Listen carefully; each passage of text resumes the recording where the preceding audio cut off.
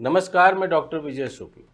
हरियाणा के वरिष्ठ आईपीएस अधिकारी वाई पूरन कुमार की मौत अब किसी व्यक्तिगत त्रासदी से बढ़कर प्रशासन, जाति और राजनीति के जटिल त्रिकोणियों में फंस चुकी है। घटना के प्रारंभिक क्रम को जोड़कर देखें तो यह कहानी धीरे धीरे एक बड़े प्रश्न में बदलती है कि क्या नौकरशाही के भीतर पहचान और सत्ता संबंधी लॉबी ने एक ईमानदार अफसर की जान ले ली, या क्या यह एक व्यक्तिगत तनाव या वसूली का अध्याय था जिसे राजनीति ने बड़े रंग में पेश कर दिया। घटना की क्रोनोलॉजी साफ है। रोहतक थाने में जून जुलाई के आसपास एक शराब ठेकेदार ने दावा किया कि किसी सुशील नामक व्यक्ति ने उसके पास पूरन कुमार का नाम लेकर महीने की माहवारी वसूली की मांग की। उस पर एफआईआर दर्ज हुई और सुशील को हिरासत में लिया गया। इसके कुछ समय बाद पूरन कुमार को उनके आवास पर मृत पाया गया और उनके पास से एक लंबा फाइनल नोट बरामद हुआ जिसमें उन्होंने मानसिक दबाव, लगातार अपमान और कुछ वरिष्ठ अधिकारियों के नाम लिए।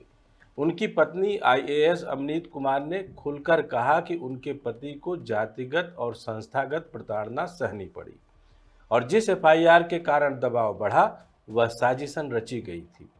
यहीं से मामला संवेदनशील रूप लेता गया। पोस्टमार्टम का टालना, एफआईआर में SC/ST एक्ट की धाराएं जोड़ना और सरकारी बयानबाजी के बीच विपक्ष सहायता समूहों का तीखा प्रदर्शन। कानूनी मोर्चे पर जो धाराएं पहले से और संभाव्य रूप से लागू हो सकती हैं वे स्पष्ट हैं। आत्महत्या के लिए उकसाने का प्रावधान BNS की धारा 108, आपराधिक षड्यंत्र धारा 111, सार्वजनिक पद का दुरुपयोग धारा 118 और अगर जातिगत उत्पीड़न प्रमाणित हुआ तो SC/ST एक्ट की कठोर धाराएं 3(1)R व 3(2)V इलेक्ट्रॉनिक सबूत मिलने पर IT से जुड़े प्रावधान भी जुड़ सकते हैं। पर कानून तभी असरदार होगा जब जांच स्वतंत्र, पारदर्शी और तेज हो। फिलहाल देरी और अस्पष्टताएं संदेह पैदा कर रही हैं। अब सियासत की तरफ आते हैं। विपक्ष ने सबसे पहले इस घटना को दलित उत्पीड़न की ढांचे में खींचा क्योंकि पीड़ित अफसर अनुसूचित जाति से थे और पत्नी ने भी जातिगत अपमान का आरोप लगाया। विपक्ष के लिए यह मुद्दा दोहरे मायने रखता है। एक तो संवेदनशील सामाजिक न्याय का मामला जहां वे सरकार की जवाबदेही और संवेदनशीलता पर सवाल उठा सकते हैं। दूसरा राजनीतिक लाभ, क्योंकि यह कथित रूप से सत्ता के संरक्षण और प्रशासनिक बदमाशी का प्रतीक बनता है, इसलिए वे इसको जोर शोर से उठा रहे हैं। धरने, अल्टीमेटम, DGP हटाओ जैसे मांगे तेजी से उठी हैं। पर यहाँ एक और सवाल भी उठता है कि विपक्ष ने क्या छोड़ दिया या किन मुद्दों पर चूक कर रहा है। विपक्ष ने मामले को प्राथमिकता दे दी, पर अक्सर वह सिर्फ दलित एंगल को हाईलाइट कर राजनीतिक सेंट्रल स्ट्राइक कर देता है और जांच के तकनीकी पहलुओं, call data, bank transaction, file movement, posting process, मानसिक वेलनेस रिकॉर्ड को उतनी तेजी से उजागर नहीं करता। परिणाम यह होता है कि मामला भावनात्मक प्रदर्शन में बदलकर संवैधानिक और फोरेंसिक साक्ष्य से दूर चला जाता है। सियासत में आक्रोश भड़कता है पर जांच फ्रेमवर्क पर दबाव नहीं बनता जो असल सच्चाई सामने ला सके।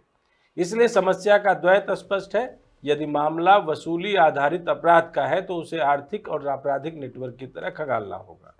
यदि मामला संस्थागत और जातिगत प्रताड़ना का है तो विभागीय फैसलों, अधिकारियों के व्यवहार और मानसिक स्वास्थ्य सपोर्ट का विश्लेषण जरूरी है। विपक्ष इसमें ठीक ठीक आवाज उठा रहा है, पर उसे सामाजिक राजनीतिक फाड़ा खोलने के साथ साथ जांच के वैज्ञानिक और विधिक आयामों पर भी बराबर प्रेस करना होगा ताकि मुद्दा सुर्खियों का तमाशा बनकर न रह जाए। आखिरकार इस केस का अर्थ सिर्फ एक अफसर की मौत नहीं, यह प्रश्न है कि क्या हमारा सिस्टम उन लोगों को बचाने के काबिल है जो उसे चलाते हैं। सामाजिक न्याय, नौकरी, आरक्षण मिलना आवश्यक था, पर मानसिक न्याय, स्वीकार्यता और संस्थागत सुरक्षा न मिलने पर वह विजय अधूरी है। अगर राजनीति केवल नारों और प्रदर्शन तक सीमित रहे और जांच तथा सुधार के लिए ठोस कदम न उठाए तो मानव संसाधन बदलाव, वेलनेस नेटवर्क, पारदर्शी तैनाती और जवाबदेही, तो यह मामला केवल अगला अध्याय बनेगा, न कि चेतावनी के बाद सुधार। कुल मिलाकर हमारे तंत्र को इस समय वो प्रहार करने की जरूरत है जिसकी वजह से कोई एक आईपीएस ऑफिसर खुदकुशी करता है। हरियाणा की खुदकुशी वाली सियासी ताने बाने की अपनी अलग अलग कहानियां हैं, लेकिन इस अधिकारी के सुसाइड ने मानो हरियाणा के अपने पूरे सामाजिक ढांचे और सियासी तस्वीर के सुसाइड वाले किनारे तक खड़े होने की कहानी कह दी। अगर आपको लगता है कि इसमें सिर्फ दलित एंगल देख करके सियासी लोग इसको भटकाना चाह रहे हैं, तो अपना जवाब दीजिए। अगर आपको लगता है कि वाकई कोई वसूली तंत्र था जो पूरन कुमार के चारों तरफ पूरी तरीके से सक्रिय था और जिसका पैमाना और दायरा बहुत बड़ा है, तो भी अपनी राय दीजिए।